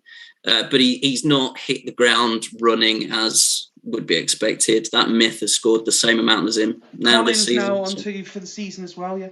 I mean, although they haven't created much, something we did mention before we lifted the mics and went live was that Gazelles are one of those clubs who don't need a lot of chances to score. Which is good not for at them, all. Like really. I said, they are quite clinical when they do create, and in games like this, that's where it's important. But if you look at the individual performances, this is as good as Gazelles have had for a while. Very much so, and this may be Duggan finally clicking on to the right personnel in the right positions at the right time. There's plenty of the season left. Duggan has already said as is, so let's move over to rightly so with the ratings they've got. Greasy's team. And now we get to see just how pissed Greavesy is. Greavy's side equally not exactly underperforming, although Petit is normally a bit more high calibre for Loco than he has been in that first half. I mean, I'd say I'm whelmed, but not overly. If you're looking at what you've got there, maybe Kaluzhny for Petit. Well, the one thing I did notice about there's nothing attacking on that bench. There's no attacking options on the bench. And I don't understand why anyone, because I've spoken about this a few times, about what I've noticed, what people do with their subs benches. And a lot of people do a goalkeeper, 2 defensive players and an attacker. And I'm like, a lot of people go 2 defensive with their bench, but this is ridiculous. He's said as is as well, by the way. So yeah, I've seen that. I just wanted to finish my point. And Figo proving that they don't need any attacking subs by scoring as quickly in the second half as Collins did in the first. And they're coming forward at will now, Loco. Dragons legend, Louis Figo. We'll slow this one down as there's definitely more goals in this, in my opinion. Mac is saying Greavesy is 1 more loss away from being a myth. As I said at the start, he's been found out now. This is a former Super League winner being classed as a myth by someone who hasn't. It's never won it. Yeah, fair. But by 2 people, in fairness, who have never won it. And the fact that we're not even discussing the game as it gets to full time tells you how exciting that second half was. It's finished. Gazelles won. Loco dominating the second half. Yeah, unfortunately, Duggan, I think it might be. After I praised the tactic at half-time, I think it might still not be. I might have commentators cursed that one there, but very good ratings again. Start of the season, you'd take that as a point for both teams. Is it just a case of Gazelles being drastically out of form is possibly the reason. Because, like you say, I mean, yes, Loco have created more tonight, but on the balance of play in the first half, that wasn't the case. The individual player performances are fine, as you said. You would take that. Right. I'm genuinely trying to be polite, Duggan. I am, but in my opinion, the transfer business this season that Gazelles have made, I was very vocal about it not being very good, and it brings me no joy that it has been proven correct. The big signing was Vieri, and as I said, he's not hit the ground running. Duggan, Toe Madeira, we couldn't get out the door quick enough. Duggan, backing up the point I was making, saying that his side's morale is shot to shit. Is the morale not very good? There you go. And Edmundo, I said immediately he overpaid for him, and I think that might be his first game this season, and he didn't massively pull up trees. Richie Wellens isn't good enough. Check. There you go. Davy Collins, I've said is a myth since day one. I'm not sure if that's on the bingo card. I can't remember. In fairness, he has proved me wrong today. I still don't like the little shit. And I know Greaves' transfers get sort of picked over every season as well. And again, Figo was another one. I was desperate to get out the door at the Dragons. In fairness, I think he was the exact same with Zidane, and will probably be the same this season. We again overpaid massively for Figo. So fair play. Another one who, two players I don't like, have done very well and both scored. So shows why I fucking know. That brings us on to Dragons. Goals, dress with signings. Yeah, fair enough. Can't keep clean sheets. Yeah, fair enough. That brings us on to Dragons' visit to the Devils. And we mentioned earlier about we've seen quite a few games where the head-to-heads are fairly close or exactly even. That's certainly come on, just get this over with. Not the case in this one. I mean, 9 matches between them, which include playoff games and grander finals. I mean, I don't know if anyone remembers this particular fixture. This was pre-Smuts, of course. This was when the Dragons had 3 dicks at the helm. And yes, I mean, even Mido scored in this grand final. Look, I don't know if that's ever been mentioned in the highest ever win in a final. But Devils have scored 20 goals in the 9 games and have won 7. Mm-hmm. 7 and can I ask how many of those games was I in the dugout for? I imagine you were probably only this one. The one draw, I will point out. So I've done all right up until now. So we'll see how we go. Greasy there saying put your medals on the table, lads, before we have a pop at him. I'm happy to put my medal on the table. Points win prizes, mate, and you've not got many points yet this season. So I think, I mean, this is a rare day because Ian at Burn made a half-time sub and Dragons went unchanged. Mm-hmm. Yeah. I mentioned earlier about knowing when to change up. Sorry, Jens with a completely out of context comment that's got nothing to do with anything we've been talking about. Fair play. Jens, go for it, mate. See if ask if you can have a mustache ride. Last time out, you were very impressive against Loco Boston. A shit team, yeah. It's easy to beat teams who aren't very good. So the big test for us is against a very, very good Devils team today. Well, as when I you said say, earlier, it's knowing when to change things up. I don't think after a morale boosting win against a bottom of the table fodder team is the time to change up. And I probably shouldn't have made changes against Gazelles, which is the only points we've dropped in 6 games. You mentioned just then a very good Devils in team. 4 games, sorry. I don't know if you've had chance to see this yet, but the team news for this is the return of Emil and Penza for this game. Former Dragon, Matija Kesman, not even getting a place on the bench. Oh, thank fuck. Soroczynski also returns in holding midfield, which means Emerson replaces Makoku in the attacking midfield. Emerson, who'd been impressing in the more advanced role a few games ago. Dyer, Van Bronckhorst and Kuhl keeping their places. Unfortunately, yes, I have seen the lineup, and my remark to Hodgie was, shit, that's a very good lineup. I mean, they're still without Nesta, who seems to have been injured for quite a few game weeks now, but Ayala has come in, who I believe... I'm one that very much rates Roberto Ayala. I know a lot of other people don't, but you cannot complain with a 7.25 from your third choice centre-back. Hodgie saying that it's his mistake that Kesman isn't on the bench. I imagine he would have wanted him on the bench over Defoe.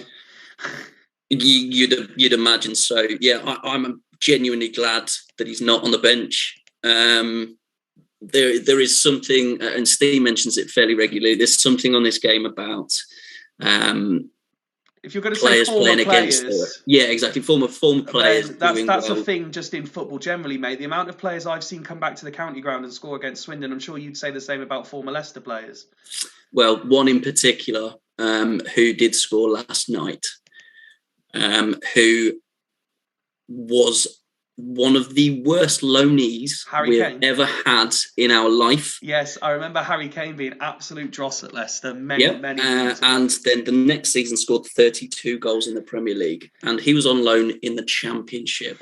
Dog shit. I know a lot of people won't predict scores in their own game, so I'm just going to wish you good luck. Say good luck to I'm happy to make a prediction.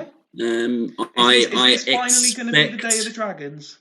No, I expect the Devils to win this one. Hodgie is one of the managers who's been in the league a long while, who was very nice to me in the transfer market. So I've got a lot of respect for Mr. Hodge. Who has recently referred to his side as boring because they've stopped creating.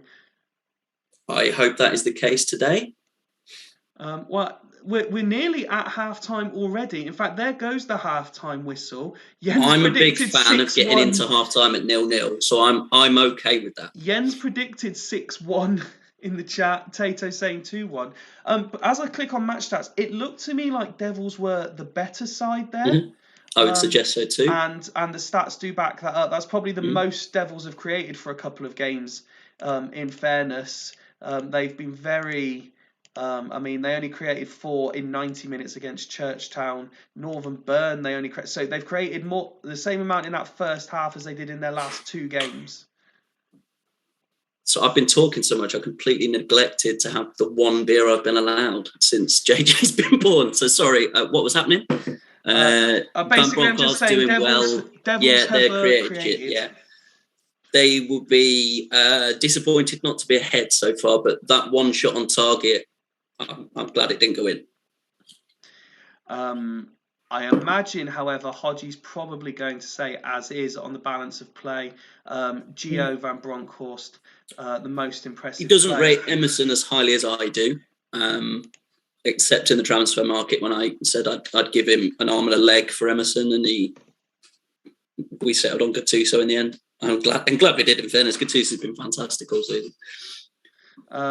Just an update on Jens's situation. He got second thoughts because she smelled like oatmeal. Yeah, Hodgie as is. How about yourself? What's going to happen to Dragons here? Well, I am going to... we say that we customarily see that Maka takes off his striker at half time. Joe Cole's coming off. Joe Cole's coming off, yeah. Zidane? Zidane? See, I'm considering Morientes, but you can't read it. Yeah, I think we'll go with Zidane. No, we'll go with Zidane, and on that left side as well. Okay. Anything else?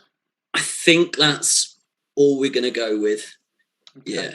So no changes for the home side. Why is that Boom Song and not Ronnie Johnson? Because he's been on the bench for a couple of games now, and you've just never changed him. Fair enough. It makes no difference. Let's kick off the second half then and see if the substitution to bring on Zidane helps. It has helped the Devils as Soroczynski opens the scoring on 56 minutes. Dragons coming forward looking for an equaliser. Van der Vaart seemingly getting involved. Couple of yellow cards handed out as we get to 15 minutes. We slow it down. Kluivert coming forward. Good tackle by Lucio picking the ball up. Van der Vaart putting a header wide. I'll be honest, this might be the only game of the season that I've correctly predicted with Swanee because I went 1-0 Devils. 2 minutes to be added on. Dyer coming forward. Tries to beat Baumer who fouls his opposition.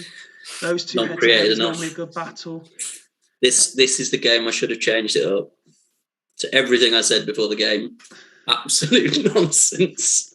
Ferguson fires a free kick into Wall as we head into injury time. And there is the final whistle. And Dragons continue to be unable to beat Devils in any season. Devils... One shot on target, not good enough. Shading it. That's kind of a return to what Dragons were like back in the last year in terms of a poor conversion rate to on-target shots. I'm really annoyed I've started taking this seriously again now because that's upset me that we've lost. Although Emil Penza rating a 5 on his return, 4 shots, not one on target. Soroczynski, the match winner, picking up. That might be something tactical I've done. Because I was expecting that to be Kesman. Jens has thrown into the ring that he also never beats Devils, if that makes you feel any better. Well, this season, most teams haven't beat Devils, in fairness. So, yeah. Routine for the Devils. Fair play. As he says, no one likes him. Well, I like you. It's okay. I'm not too upset that we got beat by you. All right. Baumer not reaching his normal high standards. Van der Vaart having a quiet game as well. You look at those you look at them ratings, and I can't be too disappointing. Really, quiet from Kluivert, but with one shot on target, he's going to be quiet. Baumer. Hopefully that's his one game this season where he underperforms. Ian Campbell pointing out that they beat Devils 3-0. Yeah, and Churchtown beat them last week as well. But we can't really go with that narrow formation that did beat them because we do need to play Wilfred Baumer, who didn't turn up this week. My commiserations to you, but congratulations, Hodge, who continues to have a fantastic season. And that means we go back to the Ghost game that we've already previewed. Dudley Hill entertaining Astor to conclude the evening. Just a quick reminder of the 2-11 Smuts as I ask you for your prediction. Mm-hmm. Well, as a reverse vegan, I have no love for the vegetable that is potato. So I want to see a Hill drubbing to really cement that first place. A Hill drubbing requested, but the opening 10 minutes has been all Astor. I've not seen any blue writing yet. There we go. ZZ Roberts heavily involved in the opening 10 minutes or so, but here come the table toppers. Luca Toni with a pile driver going over the bar. And there is the goal for Thierry Henry, his first goal of the season. Yeah, and that was a tactical switch for Astor that's worked out well. I fucking hate Thierry Henry. And there is Henry again. Just like a London bus, you wait all season and 2 come along in one half. And there is the half-time whistle by Mr. Lockery. Dudley not really creating much. Wow. Astor absolutely dominating the league leaders at half-time. I likened Steve to Claudio Ranieri before we started, because he's almost been playing down his ability and his chances to do really well with Dudley this season. If this game maintains this shape and style of play, it is certainly Tato that will be playing with his dilly ding dilly dong. Yeah, very much so. Yeah. Again, I don't really know what you do from a Dudley standpoint. Maybe bring on Guerrero for Amoruso. That was the change that hasn't worked for Steve. But yeah, no, all the plaudits as Duggan's doing there to everyone to in the chat sending positive vibes Tato's way. Ian Campbell with an oofed. Clapping hands from Duggan, and Campbell saying this is a huge statement. Tato saying there is a long way to go yet. Let's have a look. Most people's pick for bottom of the league, including himself. A double change incoming for Dudley. But before we do, look at this. Rayed, the skipper, with a 10 out of 10 rating at half-time. Thierry Henry with his best performance in an Astor shirt as well. That is a very impressive half of football, isn't it? Unfortunately, for as one-time Dudley Hill fans, yeah, unfortunately. So big statement there. Not afraid to drop Luca Toni. Well, I'm in shock that Toni is coming off in this situation. Yeah, I mean, if you're looking for a goal, you'd probably go for the man who is top of the scoring charts at the minute. But big statements from Steve. It might work. I hope it does for him. Tato saying he's going as is and just wanted to check. Rayed has made 5 runs in that first half. And Jens saying, I've always signed Rayed in a home save and had no belief he would do it in the Super League. Was it Rayed? No, maybe Rusev actually, that somebody made me sign on the 24-hour stream I did. Not much happening in the second half. There is a bit more Dudley. As we reach 15 minutes to go, still no need to slow this down just yet. 10 minutes fly by with nothing happening. I'll show the latest going to the book. And there is the full-time whistle on the final game of the evening. And Dudley are no longer top of the table. Mr. Potato. Yeah, very, very, very well played. Dudley created more, that's for sure, in that second half, but failed to convert. I mean, ultimately, now you look at it, their ratings aren't that bad. Yeah. Again, as we said with Churchtown earlier, Churchtown was decidedly more unlucky in fairness, but just a bad day at the office, unfortunately, for Mr. Wright, who was unfortunately in the wrong today. Rustico, who has been causing a few problems on the training ground, he's continued to silence any critics on the pitch. Maldini, you mentioned earlier in the show, playing well as well despite losing.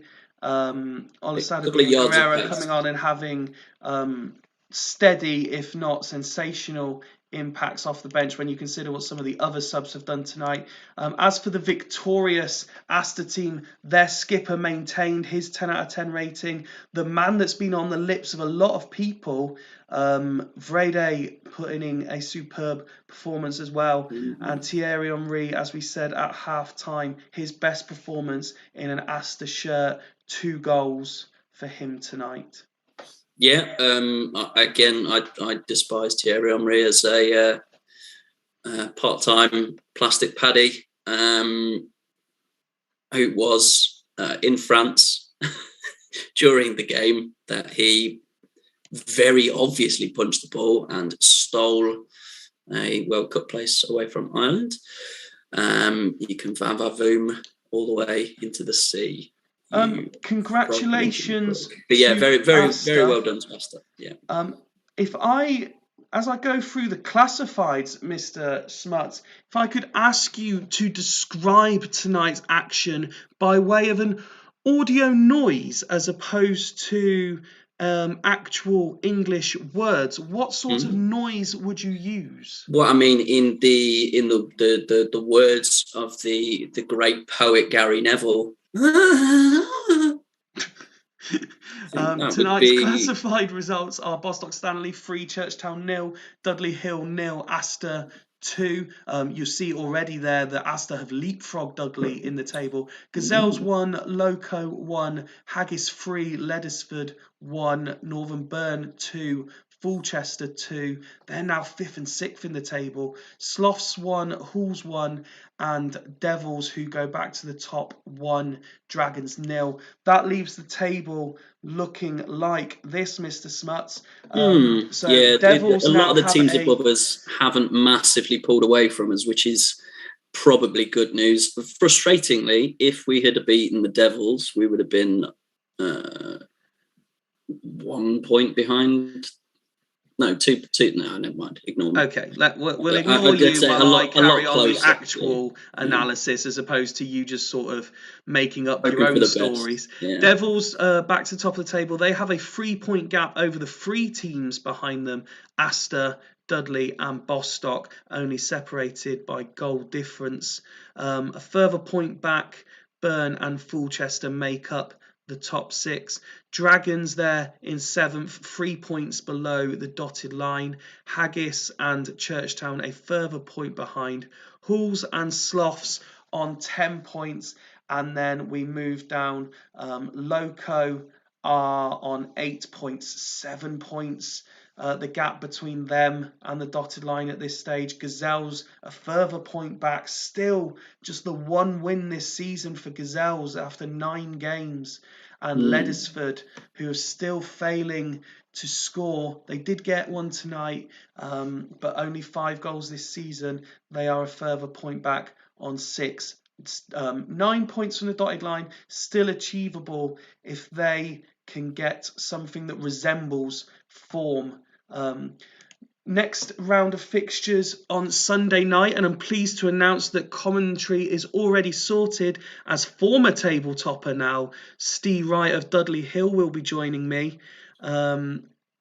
Yes, I will do the stats for you shortly, Tato. Let's have a look at the games quickly. Astor Haggis, Bostock Gazelles, Churchtown Sloths, Dragons Dudley, Fulchester Devils, Halls Burn, Leddersford Loco. Smuts, obviously your game with Dudley could be very good, and Ghost Games aside will be last one on with Steve on comms. So your game aside, what stands out fixture-wise there for you? Well, much like ourselves, having 2 very tough games in a row, Fulchester, as Macca pointed out last time around, have also got a very, very difficult next game. And that is, again, 2 very difficult games in a row.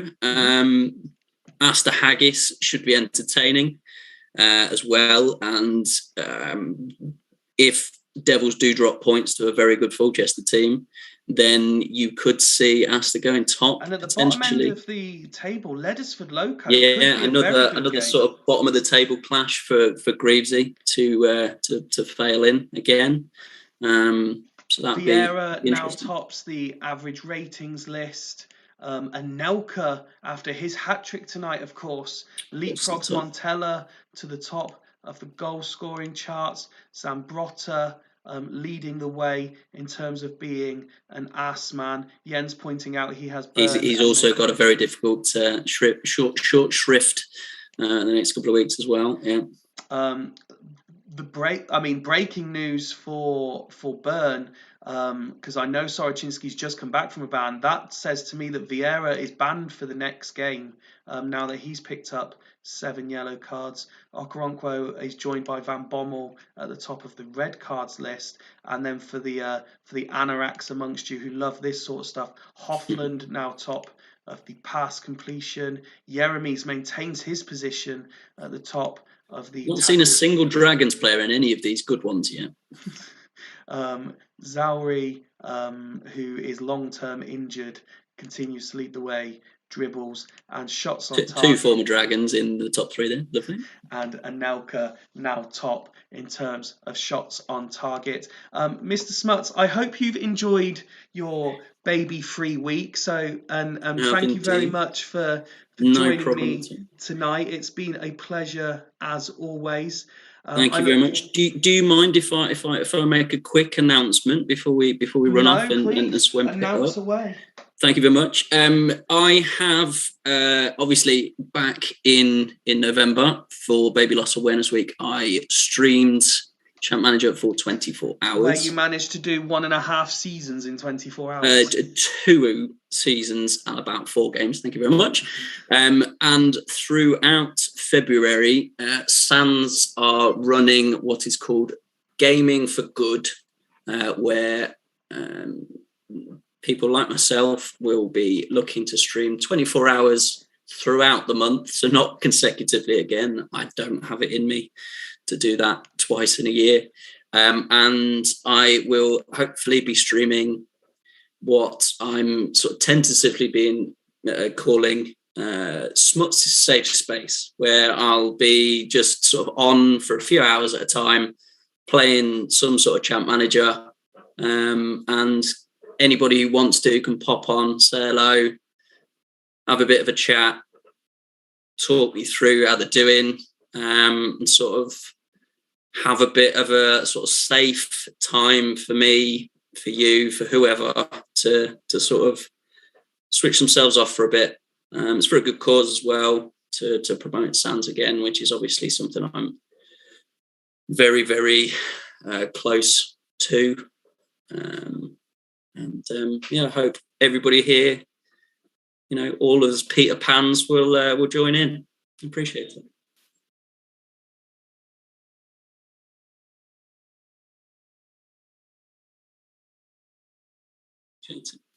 I haven't told my missus yet, in fairness. So in theory, I'll be doing 24 hours throughout the month. We'll see if that happens.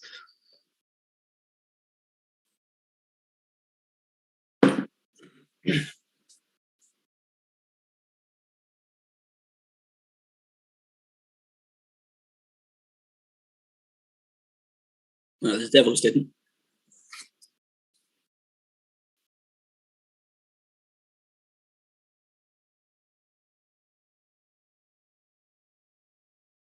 Toodles.